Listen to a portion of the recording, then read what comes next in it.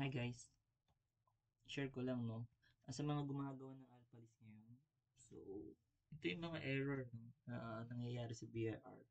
Yung updates ng from 7.2 to 7.3. So, let's go. Check natin yung error. So, kung makikita nyo, naglatag ako ng ng file ko, Alphalist, then magbabalidate na ako ng data validation. Mag-generate ako ng that file. Then, i-validate ko siya sa 7.3 BIR app. So, ito, download na ako. Complete na ako. So, tama yung details ko. Lahat, complete details. Yung income ko, tama. So, validate na double check ko na rin yan.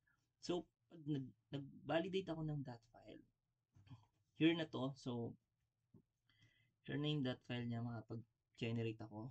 Here. So, kung makikita nyo, ito yung dot file. So, anyway, yung mga names dyan, mga NBA player yan. So, hindi po yan, hindi po yan totoong employees. So, here na yung mga, yung dot file natin. So, tama yung pagkakalatag ko sa lahat. Kasi, mismo yung data ko, galing na yun sa BIR. So, ngayon, pag i-validate ko sa BIR app, so, punta tayo sa BIR app.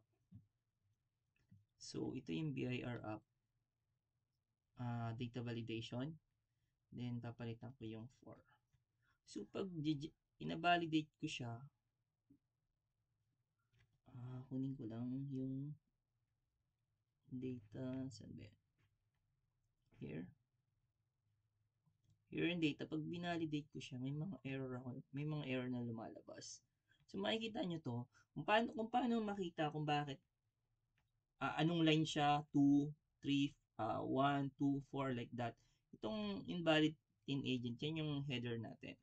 So, kaya niya in-error kasi nga 1, 2, 3 lang nagay ko hanggang 8. So, wala namang ganong tin, right? So, ang pangalawa naman, ito daw, tax due ng number 2 ko. Tsaka number 4, 7, like that. Itong nakikita niya middle name niya, okay pa to. Kasi madali lang tanggalin yung mga invalid character. So, palitan nyo lang yan, magiging okay niya. Pero yung tax due, imamali niya, hindi po tama. Ayun. So, let's say, yung number 2 ko here is ito, yung number 2. So, since yung header mo number 1, number 2 is hindi yung header. So, number 2, number 4, like that, tapos number 7, yan daw yung mga mali. So, ngayon, ang gagawin natin, ilalatag natin sa BIR sa data entry. So, ang sabi dito, kung mapapansin nyo, yung tax ko daw is tama naman yung tax due ko kasi ang income ko is 2,610.96.15. So, pag kahit i-manual ko yan or kaya ilatag ko sa formula ko, tama yan. So, let's say, kunin ko yung formula ko, no, ay yung ano ko, no, validation ko ng annual.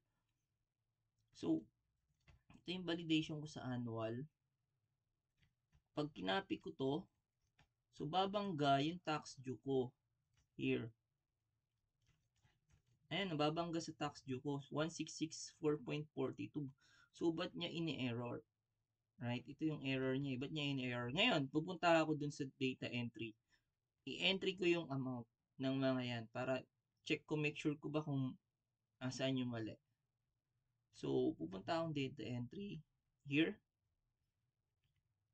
Tapos, i-fill up ko lang. Sa mga bago dyan, no, download lang kayo, tapos magbibigay kayo ng password and username and password, tapos lalagay nyo muna yung withholding agent, tapos tin bribery dito yung mga employees. Ito naman yung employer. So, pupuntahan natin, let's say, yan, nalatag ko na yan. So, after nyan, add ko lang. Tapos, add ko lang or edit ko na lang. So, yung income na number 2 ko, so, ang income nito, let's say ito, 13 month, like that. Papasok ko lang dito. So, ito naka ano siya sa BIR mismo. Kaya, dire-diretso po yan. So, ito, 13 month. Tapos, yan. I-paste ko lang. So, then ito, 0 naman siya. So, basic salary sa taxable yan sa kabila. So, yan. So, dito yan, taxable. So, So, dapat hindi na ako mag-aano dyan. If ever dito na ako naglatag, dapat wala nang mali, right? So, tignan ko yung tax due ko. Tama naman, no? 1664.42. O, tama naman yung tax due ko. So, ba't niya imamali? So, pag generate ko, si-save ko.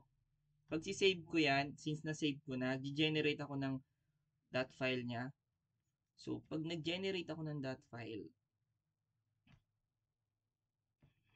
so, dapat manggana ako sa BIR, di ba? Kasi dito na ako ano eh. Ayan na siya, oh. So, ito yung akin. Ito yung sa BIR.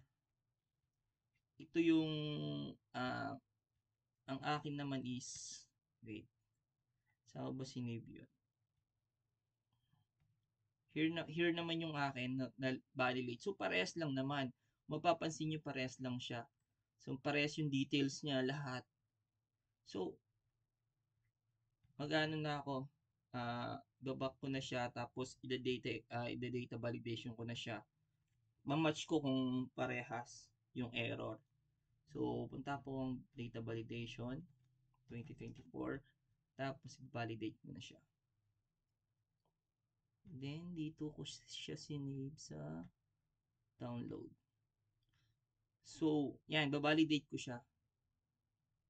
So, makikita mo tax due.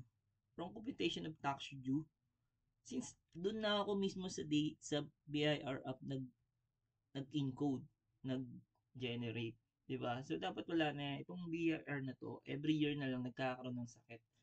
So tapos inaayos nila tulad last year, ginawa nila update sila, late na naman, din puro sila extension, ilang buwan sila nag-extend, tapos mali-mali yung app nila, right? So hanggang ngayon, yan pa rin yung problem nila. Tapos mag-update sila kung kailan, January na. So, ikaw puro ka encode, lalo na pag wala kang system, puro ka encode. Tapos pagdating sa dulo, di ba, papahirapan ka, as encode mo ulit. Although, pwede mo naman download then upload mo sa BIR para hindi ka mahirapan. Pero, di ba, redundant. So, puro error na lang to every year. So, yun lang guys. Thank you, thank you. Yun lang.